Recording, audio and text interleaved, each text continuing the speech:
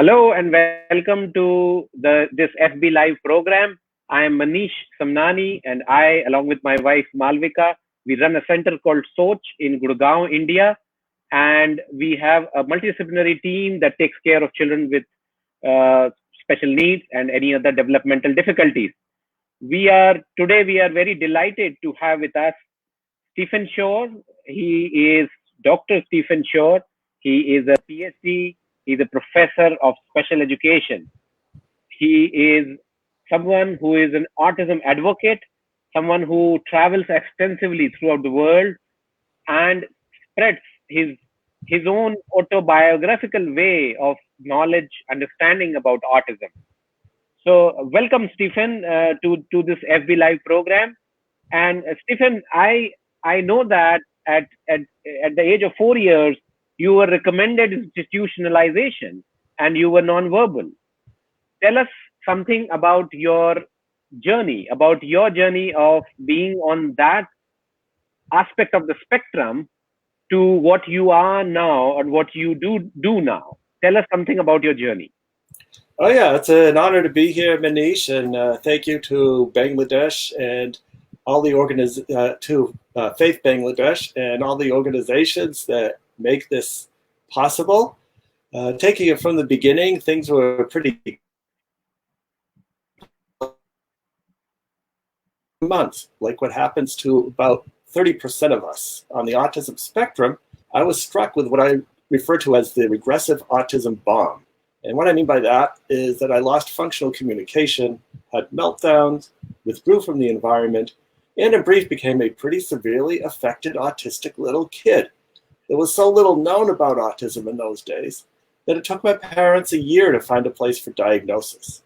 And when they did, at age 2.5, the doctors recommended institutionalization. However, my parents, like we see so many parents today throughout the world, they advocated on my behalf and they convinced the school to take me in about a year. And it was during that year that my parents implemented what we would today refer to as an intensive home-based early intervention program. And this was a program that emphasized music, movement, sensory integration, narration, and imitation. And that's just today's terminology for what you might say didn't exist then. Not even the concept of early intervention existed. And what my parents did is when their initial attempts to get me to imitate them failed, and imitation is a time-honored teaching technique, my parents flipped it around and they imitated me. And once they did that, I became aware of them in my environment. And I believe the key implication is that as a prerequisite for doing successful work with an autistic individual, you have to develop that trusting relationship first. Then you can move on. And with the work that my parents did, speech began to return at age 4. I entered the school that initially rejected me. I got reevaluated. And instead of being considered as psychotic and ready for an institution, I got upgraded to neurotic. So things were looking better in the world. At age 4 is when I had my first highly focused interest. I was found by my parents taking apart a watch with a sharp knife. I'd pop open the back, extract the motor, take out the gears, spin them around, put it all back together again, and the watch still worked. And there weren't any pieces left over. Now, what always has been fascinating to me, and Manish, you are an occupational therapist, is how could I have the fine motor control to disassemble a watch and get it back together again? But where did that fine motor control go when it came to penmanship? Because so many of us autistic people are penmanship disaster areas. We do have some clues as to the neurology of what we do know is that this is an example of the fine line of demarcation between ability and gifts of autistic people and disability. So there are disabilities, there are challenges that come with being autistic. We can't deny that. If they weren't there, we wouldn't be here all trying to figure it out. However, at the same time, there are gifts that can come with autism as well, primarily due to the fact that we tend to have an extremely widely varying skill set, which means the things we're good at, we're incredibly good at. The things we're not so good at, yes, those can present significant challenges. So my parents, noticing this, instead of taking what I call a deficit model of autism, thinking of autism as a series of deficits, disorder, and disability, they focused on ability. What can our autistic child do? Next thing I knew, there are all kinds of other devices to take apart and put back together again. They supported my strength. They recognized the ability, but at the same time, they were still cognizant that there were many challenges that I would need to overcome if I were to lead a fulfilling and productive life. So at that time, maybe it would have looked like that I could be a watchmaker or a watch repairman. I certainly would have needed a lot of support in terms of communication, because speech was just beginning to come back at that time, and living as an adult. So as we move forward, it was regular school kindergarten at age 6. I was a social and academic catastrophe. You know what happens to people who are different in grade school? Fortunately, school systems have begun to realize that bullying is not a developmental phase that people need to go through, but something really needs to be done about it. Academically, I was about a grade behind in most of my subjects, all through elementary school. And my elementary school days were spent going to the library, getting all the books on my favorite subjects. And that might have been aviation, space exploration, earthquakes, weather, volcanoes. And I'd read them all, I'd take notes, copy diagrams, then put them away and get all the books on something else. And sometimes I'd even wonder if there was more to school than just reading my favorite books. Shouldn't we be reading in groups or something? And I think what it translated to is that teachers didn't know how to reach me. And since I wasn't a behavior problem, it just kind of left me to my own devices. And in those days, when there was so little known about autism, that was probably for better rather than for. These days, what I find encouraging is that increasing numbers of educators would notice a special interest, say astronomy, for example, and then find a way to teach mathematics through that highly focused interest. So in a way, those focused interests can be a strength. It can be a gift. So on to middle and high school, things got better, even though that's so commonly a challenging time for everybody, autistic or otherwise. Two main reasons. One is I realized that using words instead of sound effects from the environment really helped with social interaction. Secondly, I was able to engage in my highly focused interest of music. And the silver lining with middle and high school, with all the challenges that come with it, is that is when you start seeing courses, clubs, and activities based on particular interests. I got so fascinated with music that I got it into my autistic head that I needed to learn how to play all the instruments. And I'd spend hours in the instrument closet figuring out how all of the musical instruments worked. And while I didn't learn them all, I did get it up to about 15. And then when I found out that a requirement for a degree in music education at the college level was you needed to learn how to play all the instruments, it just seemed to be a natural to go into that major. And that's exactly what I did. And my parents, recognizing my interest and abilities in music, they fostered these interests. They bring me to various community ensembles that I would participate in, I'd play in. We'd listen to music, we'd analyze music, do all kinds of things to music. And that's probably part of the reason today that one of the things I do is I give music lessons to autistic children.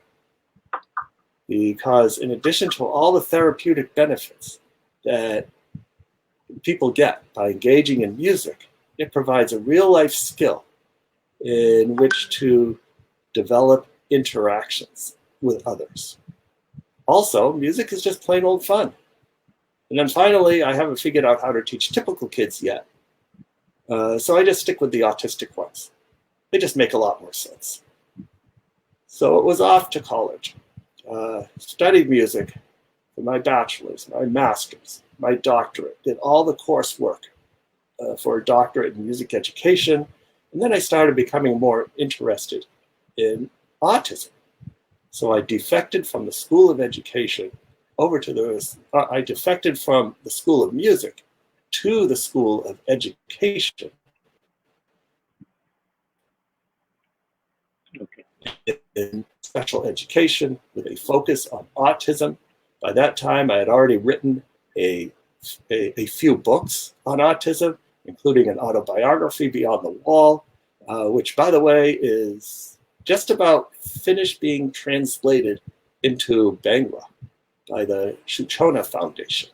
So that we're looking forward to the release of that book in the near future.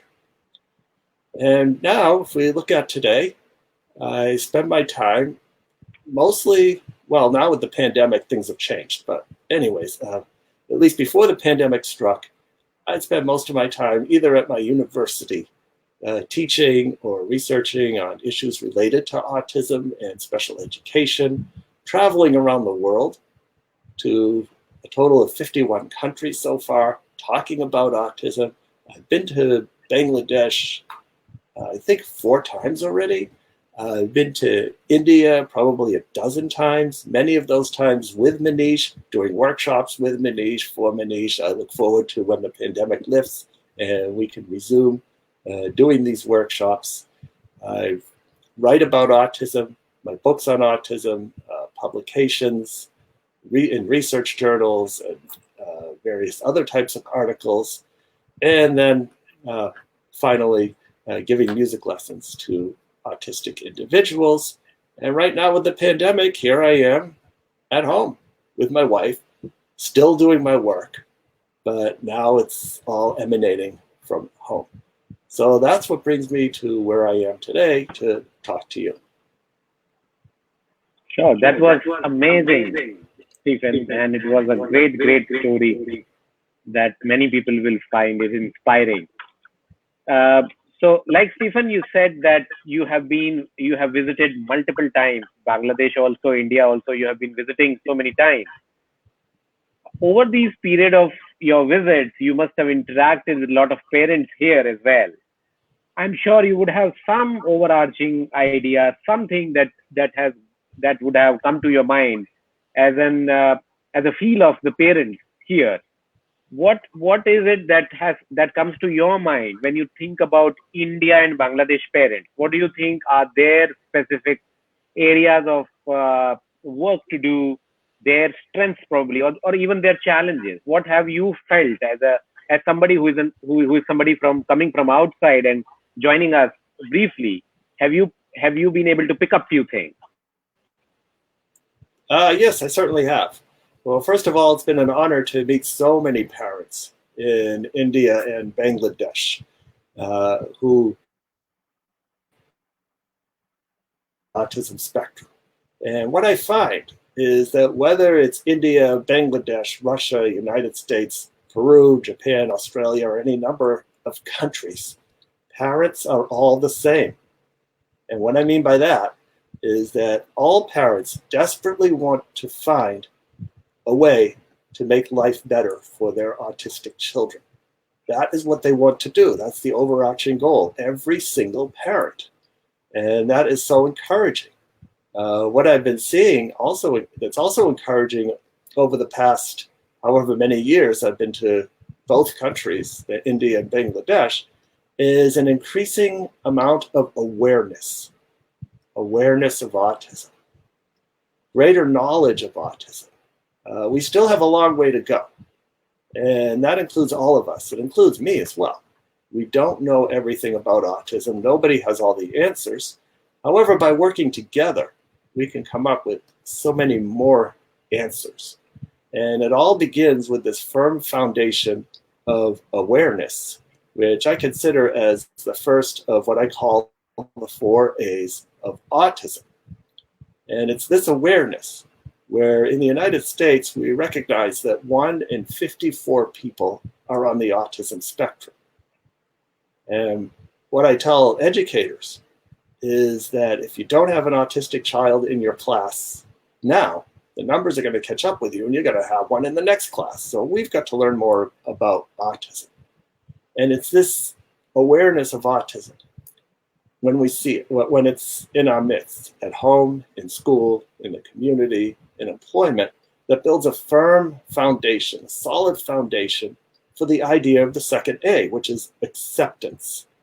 And what I mean by acceptance is that we accept that the autistic characteristics that we have, it's a part of our personality. We can't erase them. They're here for life. It doesn't mean that we just let the autistic child not learn a reliable means of communication, let them have meltdowns, and in general have a very difficult time. We don't just say, okay, go be autistic, we accept you like that.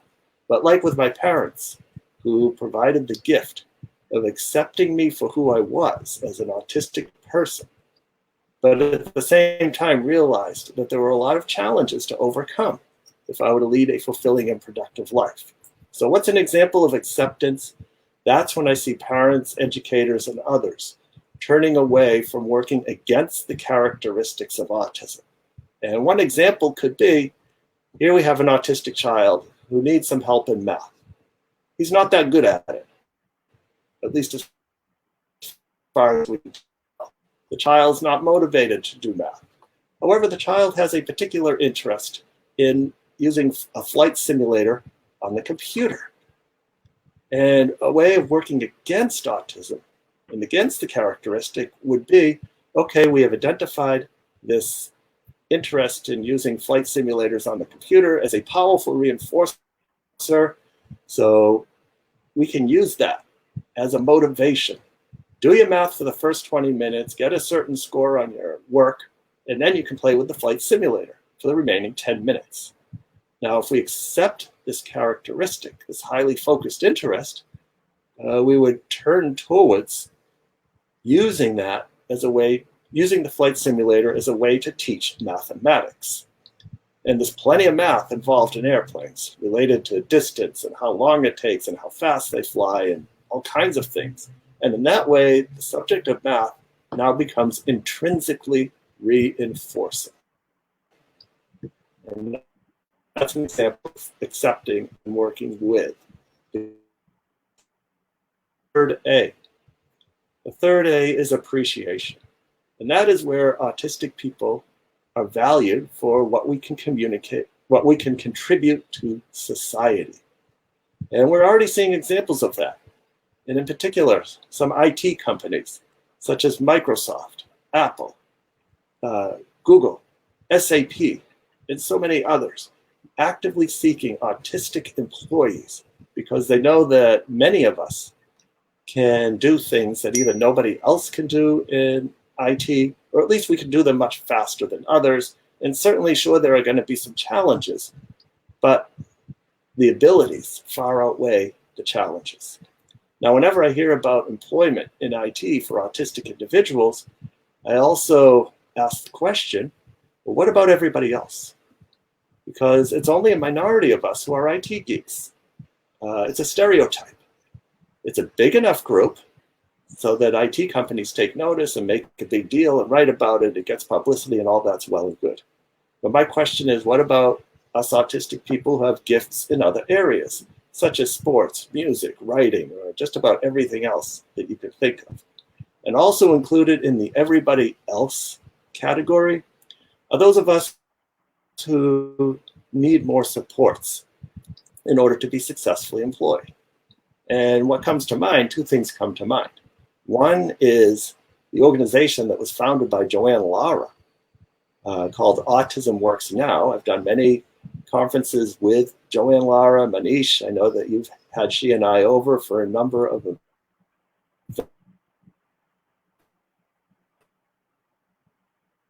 therapy, also for Autism Works Now, and her latest, Glorious Pies, which is all about providing employment opportunities for autistic people who need more supports in terms of scheduling and communication and so on.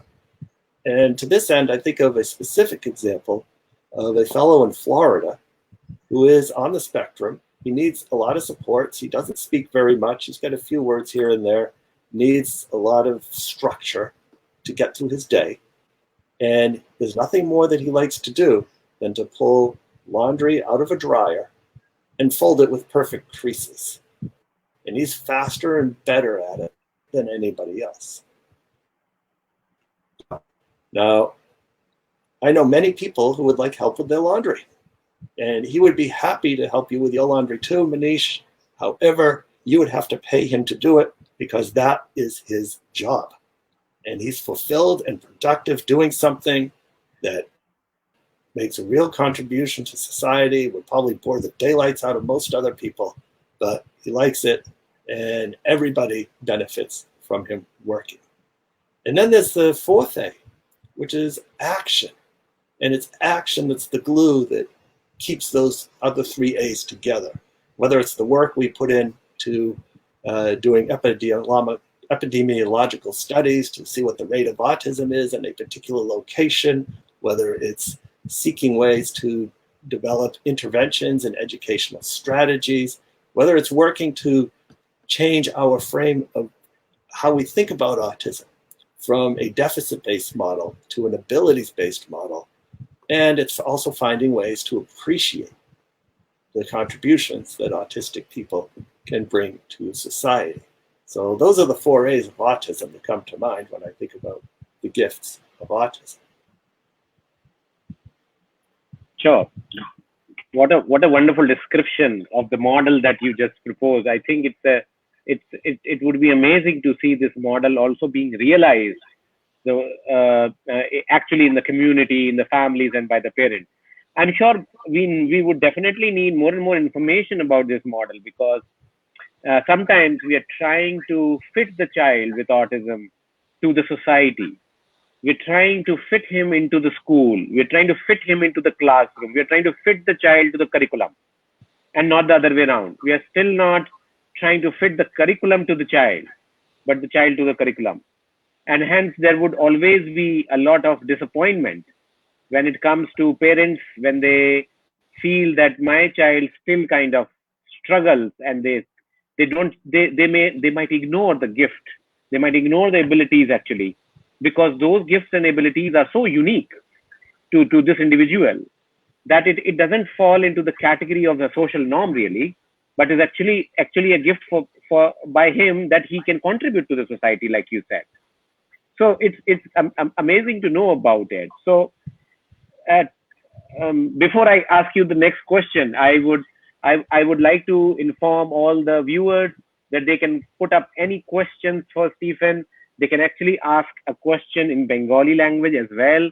And there are people on the backstage who can help us translate those questions. So do not hesitate to put in your question in English, in Bengali, in any way you want to. And we would love to take up those questions with Stephen. Stephen, like you said about advocating, or parents advocating, like your parents advocated for you at some point of time. If a parent here in India, in Bangladesh, or in anywhere else, if he is somebody who is new to this whole autism world, what should he do? How can he start if he would like to advocate? What is his starting point? If he's somebody who does not even understand what this advocacy for my own child really means. I'm sure he doesn't want to be on the wrong end of the society, or to be labeled, or the parent himself being labeled as biased or pampering their child. It's something else. It's something beyond what we can look at, because I'm sure the advocacy that you are talking about, we as a population, general population in India and Bangladesh, would still need a little more concrete ideas from you to understand what this advocacy means. All right. Well, first of all, I would seek other parents of autistic kids and learn from their experience. Find an autism support organization look them up on the internet, do a search. And because we have the internet, and this is made especially clear during the COVID-19 pandemic, we can use the internet as a lever, as a force multiplier, in which to search for parents who have gone through this experience, who can help those parents who are at the beginning of their journey. And everybody starts in the autism world not knowing anything. That's just the way it is. And then by communicating with, by collaborating with others, parents, and support groups, we can then come together as a greater force for advocating for for your children who are on the autism spectrum. Sure. So here is our first question from a parent, Stephen. Sumitra Paul Bakshi from Kolkata has asked a question about his 10-year-old son who loves swimming, and he also loves to relate. He relates very well to a particular movie star, and he tries to copy, imitate as much as he can of this particular star. What can you see as a potential if these were his interests or if these were his abilities? What would you suggest to the parent or to the family that they could think of if a child has these kind of abilities? Well, first of all, knowing about these interests and abilities is a gift because we have something to work with. So if he's fascinated by a certain movie star, let's find out more about this movie star. If there's a challenge the 10-year-old son comes across, maybe a communication or a social challenge, maybe we can set up some sort of social narrative, such as a social story by Carol Gray, or power cards, or cartooning, or some other type of social narrative, where the central idea is, what would this movie star do in this situation? And what are some suggestions that this movie star could have in order to better learn mathematics, in order to learn the concept that while we love to swim and that it's a very good thing to do, that we can't swim all the time, and especially during a pandemic, this is not something that we could do at this time. Depending upon where this child is developmentally, if he's fascinated by swimming, maybe that could be a launch pad towards designing pools or making sure that public pools stay clean. There's so many directions that both of these interests can serve as launch pads to finding potential areas of study in school or employment later on. Sure, I think it was a good enlightenment for the parent. Stephen, I had once a child whose mother said that my child can identify a model of the car to the precise accuracy, even if the car is completely covered with the car cover that you know that the cars have a cover and which completely covers them up. However, this child can actually tell you the precise make of the car, the model of the car, even if you do not remove the covers. So I'm sure it must be a gifted visual perceptual kind of a skill that he has somewhere. But again, what would you, just to also make parents a little more, giving them some idea about how autism can be a gift? Can you think of something that can be planned for this young child for his future, strengthening what he already has as a gift? All right, well, that's also a great gift to know about this interest. And depending upon where this child is developmentally, for example, if he needs to be taught mathematics, there's plenty of mathematics involved with cars. If it's social studies, for example, and learning about other cultures, let's take a look at cars that are made in the United States, that are made in Russia, that are made in India, that are made in various countries, and start comparing them. Again, depending upon where the child is developmentally, for employment, I would think about employment in the car industry, whether it's doing work of some sort in an automobile dealership, whether if the child is more of a geeky type person, could he be involved in engineering cars and designing cars? Is that a direction he could go in? So these are just a few ways that I would think about following that particular automobile interest. Sure. And I know from your autobiography as well that your interest of dismantling watches or clocks also went on towards cycles. So tell us something about your interest with the cycles and all, with the bikes. Oh yeah, certainly. Bicycles, to be specific. By about I'd say by about age 8 or age 10, I started getting interested in bicycles. And I got to a point where I could take a bicycle apart down to the ball bearings and put that back together again. And there weren't any pieces left over either. That grew into an interest in bicycle repair.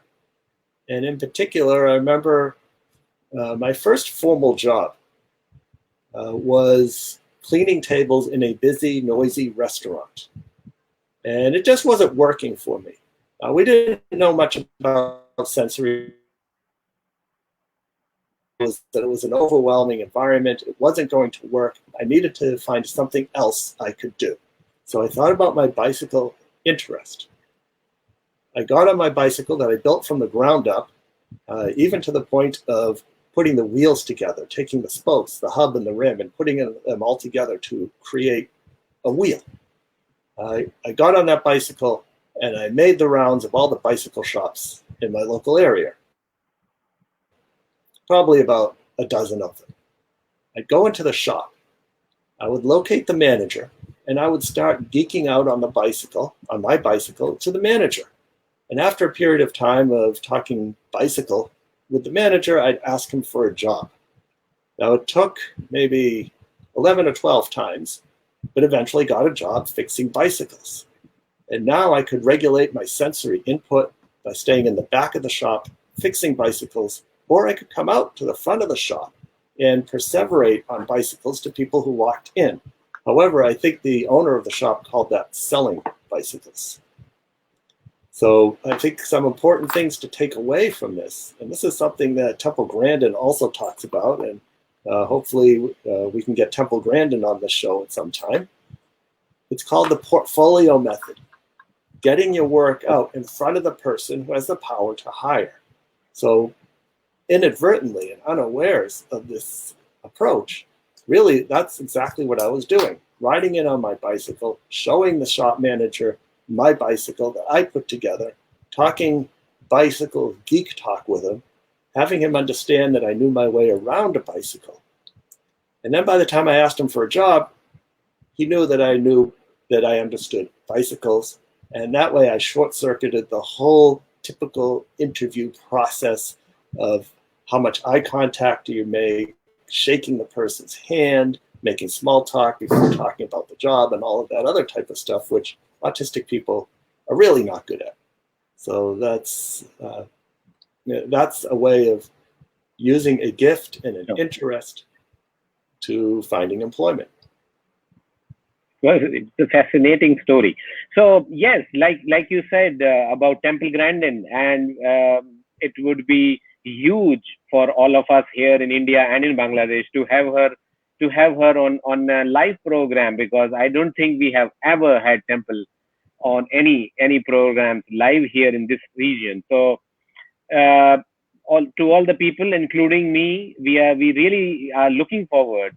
I hope that our attempts to have Temple with us one day, or maybe very soon, maybe along with you, it would be a huge advantage for all of us to get from her. So, Stephen, like you talked about sensory, I have a question from a parent Farman Parvez, who is talking about her son, 14 years, on the autism spectrum, who would start head banging whenever they start working with him, whenever they give him a little structured work, he starts head banging. And I guess the question is about what can be done. In your view, what should be our next step for working with children who have such sensory or challenging behavior? Well, first of all, something like this, I need a lot more information, and I need to do an observation. However, some of the things that would come to mind are, what can we do to get at the root cause of the behavior? What is the function of the behavior? My guess is that there's something about doing this work that is frustrating for this child. And I want to make sure that the child, number one, understands what we're asking of this child. Number two, does the child have the ability to do the work? So if a child has not mastered addition, for example, we can't ask this child to do multiplication. I'd also want to consider the environment and what potential sensory issues might be causing this, in part, because what might be happening is that he's challenged by the environment, but he can get through. But that last demand of work just pushes him over the edge, and it's just too much. So these are just some things that I would begin to think about if I were to get more information about this child. Sure. I once had a child who had this head banging, and from the sensory perspective, we thought that whatever input we were giving as a sensory input was only during the therapy or only during the session, and we started thinking on how can we make sure that the sensory input to the head probably is a little continuous, is a little sustained sensory input, and we came up with a very simple solution of having a bandana around the head. Although it doesn't provide that huge amount of pressure that can substitute head banging, even then, this child actually had a lot of benefit, actually had a lot of reduction in his head banging, just because he continuously had a feeling of sensory input to the head. So what I was suggesting is maybe a sensory input that is more continuous or a more sustained, along with the behavior aspect that you discussed so well. If we could combine both of those input, it would be great to see how does it change or bring about a change in the child. So our next question, Stephen, is from Selina Sultana, and she's asking about any new guidelines or suggestions for our special needs community or for our entire special needs children during this pandemic that you have come across in any way, any nature. What could be a new guideline for the new normal that we are feeling is imminent? All right. Well, first of all, greetings to Selena. She's a friend of mine on Facebook, and this is a very good question that we need to address. And as I think about the pandemic and its effect on autistic people and actually everybody else, there are three big things that come to mind. I call them the big three. And the first one has to do with maintaining scheduling. We depend on schedules. We need structure to be successful. We need predictability. So whatever was happening before the pandemic, can we keep that as much the same as possible? The key word, as possible, because there are going to be changes. Even the very simple change, well, not so simple to implement, but the change that schooling is now done at home. And we don't go to a building and get our schooling. So that's a big one. So what are some things we could do to keep that schedule the same or as close as possible? And what I would do is, say we have a child who doesn't speak and uses pictures for communication. And perhaps around the house there are various pictures guiding that child what to do to get up in the morning, have breakfast, go into the bathroom, do all the things you do in the bathroom to wash up, and get ready to go to school, perhaps on a school bus, perhaps walking, perhaps they get driven. But all of that has been scheduled out. The child is now used to it. Now, we keep the schedule the same as much as possible getting up in the morning, having breakfast, washing up in the bathroom, and we now substitute walking to school or whatever transportation we take to get to school with a different picture, with a different part of the schedule, which indicates that you're going to go to this certain part of the house. And some people may have an entire room. Others, it may be a corner of a room, or it may even just be a desk where schoolwork takes place. So we go to that desk, and that's where we do our schoolwork. Most schools have an opening attendance circle of some sort in the morning. And what I've seen in many schools, for example, is that schools will recognize each child by calling out their name.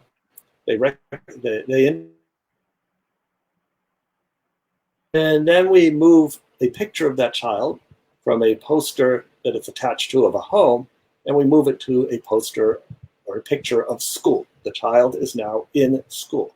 Now we can take that same idea and we still have a picture of the home.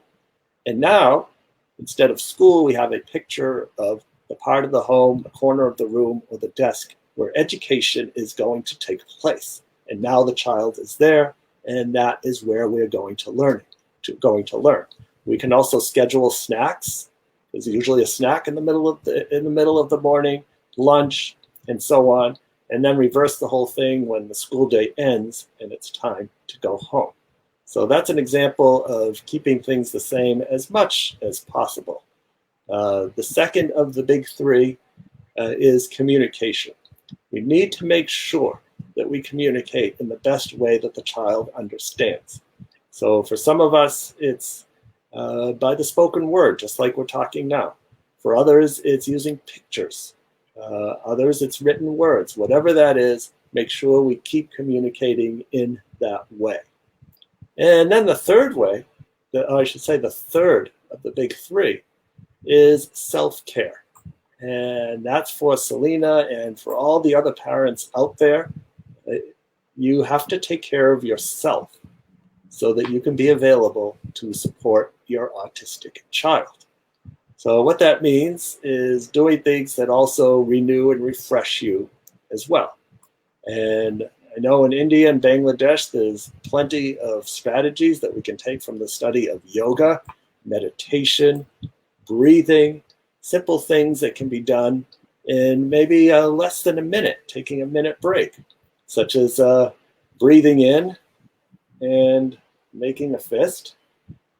And then when you breathe out, nice and slow, you stretch your hands out like that. And you do that 3 times, 3 nice, long, slow intakes and outtake, or breathe out. And that should calm you down. If you need a little bit more, then you can do the same thing. You breathe in and you breathe out. And there's many, that's one of just, I'm sure, thousands of techniques that you can take a little break for yourself.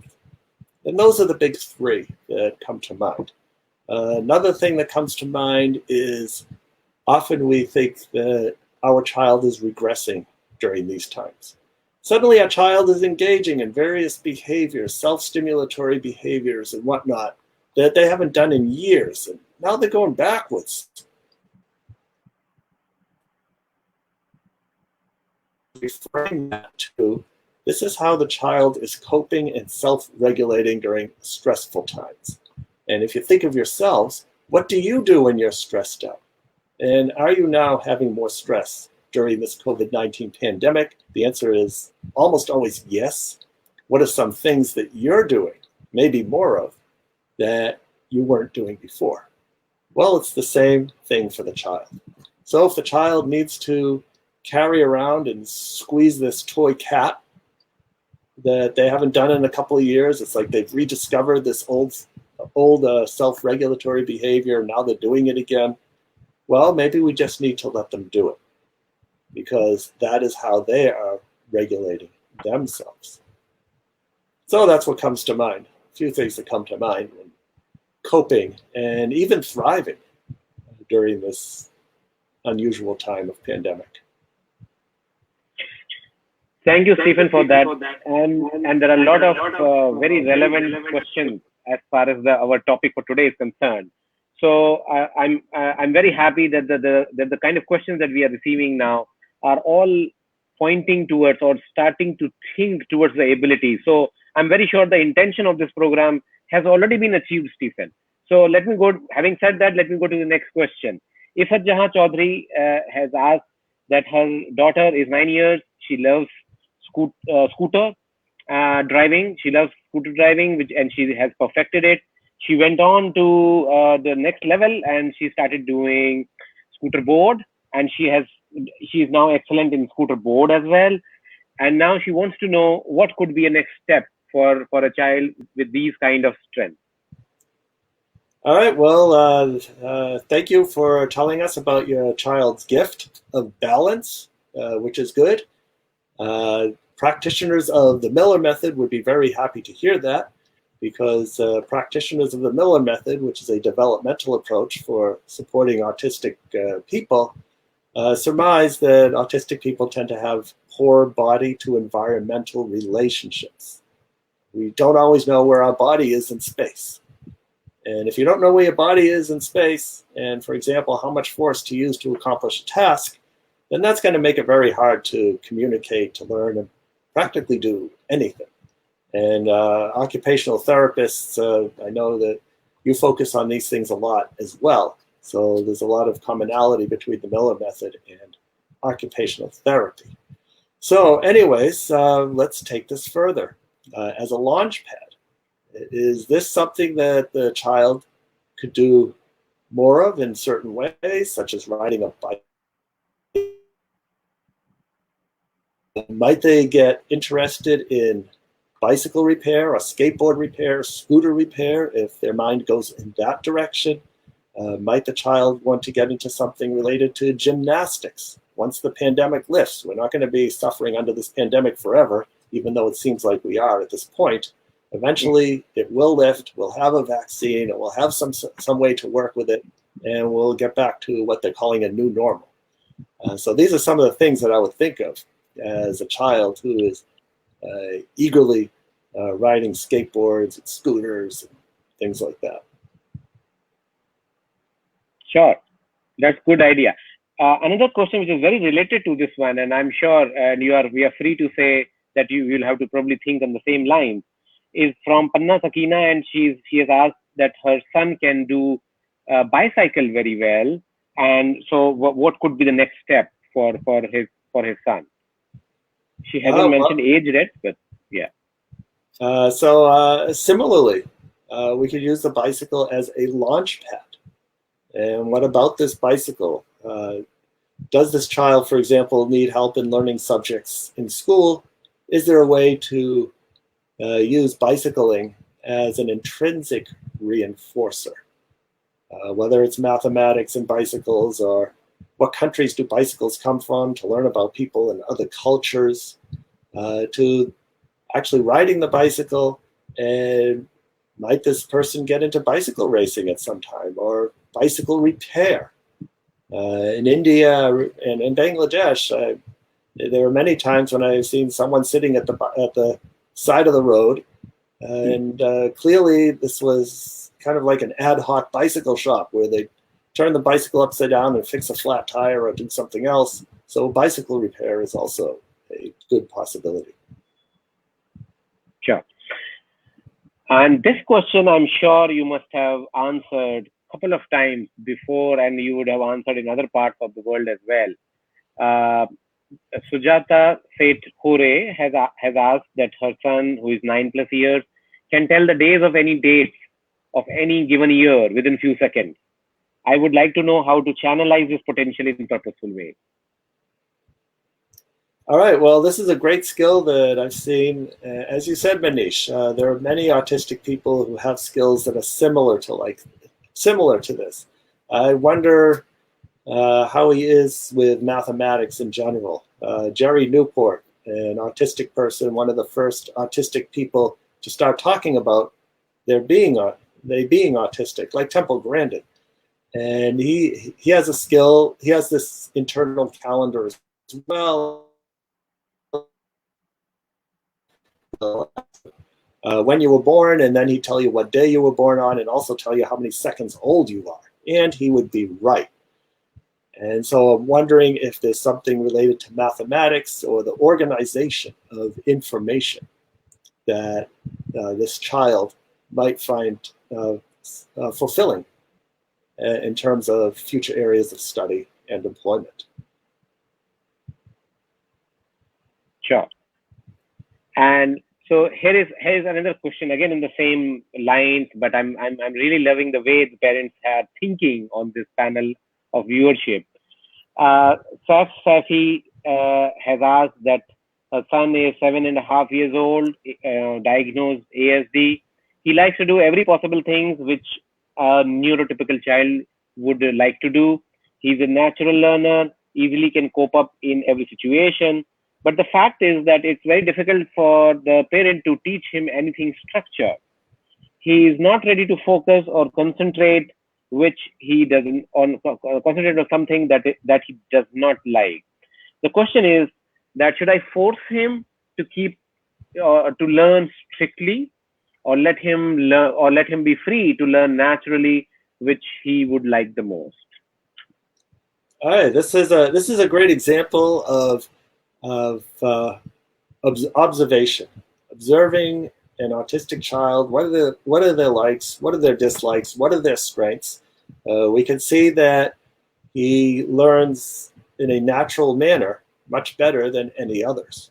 So as a result, that is how I would structure his learning as much as possible.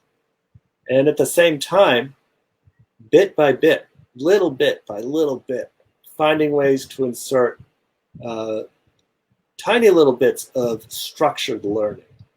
Because there may be situations, or there will be situations, that come up in his life where he's going to be told that he has to learn something, and he's just got to do it. But for the most part, I would go with the natural style, and that's actually a gift, that he can learn what he needs to learn in this manner. With autism, we have a diversity of learning styles, abilities, disabilities, and just about every other vector that we can think of. This huge diversity within the autism spectrum. Yes, and I'm sure, when it comes to structured learning, when it comes to these challenges of taking interest in the structured learning, there's one saying that I always like very much, that is always used for all the children with the diversity that we see, not just for the children with autism. And the saying about, if I cannot learn the way you teach, can you teach me the way I learn? And with that, I feel there is a lot of teamwork required between the parent, the child, and the educators to come together as a team rather than as someone who is delivering the structured learning, and on the other end is the person who is receiving the structured learning. So I feel that there's huge potential in every child, and it comes up in a way that we want to when it comes like a teamwork between the child, between the parent and the educator, rather than thinking of child as just as a young child who still has to receive a lot of information before he could have any say in what he would like to learn. So I'm sure that that's what you also meant when you said that the child can actually be taught in a very naturalistic way. And even studies have shown that the naturalistic learning might have much better generalization, much better way of transferring from one setting to the another when it comes to being with children with autism, especially. And I'm sure you would have also got questions from children or from parents of children who would have said that my child is brilliant in structured learning, Stephen, and he is able to complete everything that is given to him in front of the table, in front of him as a task. He's wonderfully and the most compliant child in front of the therapist. And their question is the other way around. And their question is, how can I make sure that whatever he learns in the classroom, whatever he learns in a structured setting, he carries this information and learning and he implements this information learning to an unstructured setting, such as when he goes into the community, such as when he goes to the school, such as when he goes to the mall. What would you suggest to another parent, hypothetically speaking, or putting up a question saying that my child is wonderful in structured learning, but let me tell you, he does not he does not come across to other people or to the community. He doesn't come across as someone who really knows anything. Whereas I know how he is, how wonderful he is in structured learning. How do you fill this gap when it is the other way around, Stephen? Yeah, that is a big challenge. And that is usually how I see that challenge taking place. An autistic person may do great in school. We may learn mathematics, specific ways of doing mathematics. But then when we're asked to make change at a grocery, uh, to check to make sure we got the right change at a grocery store, or to generalize, that is where things tend to be difficult. So what that means is that for those of us who learn better, or perhaps exclusively through structured instruction, we need to find ways to generalize, to get out in the community. So for teaching mathematics, say for example, we have a mathematics problem, you purchase some goods that cost a certain amount, you give that person this amount of money, how much change do you expect to get back? And that person may be able to do that, do that problem fairly well. Well, let's take that out into the community and let's do it in real life. So what that means is wherever possible, taking what we learn and experiencing it in real life. Another example is, I think back to the Miller method. I've seen some strategies where they'll have a child sit down at a table and identify an object, which is a cup. Point to cup, point to cup. And the child gets really good at it, and they can identify a cup as differentiated, say, from a glass or a dish or some other object. Then we ask the child, get me a cup from the closet. And the child has no idea what's going on. Now, what would happen in the Miller method is that to teach the word cup is really a matter of teaching the concept of the word, of what a cup is. So there'd be all kinds of activities, such as filling a cup with water, spilling that water out into a barrel and making a lot of noise. Same thing with rice, pouring rice, stacking cups in saucers, putting cups away, hanging cups on hooks, taking a cup and giving it to another person, opening up a box, and taking out a cup and then hanging it up. And in that way, the person can experience really what a cup is and what it does.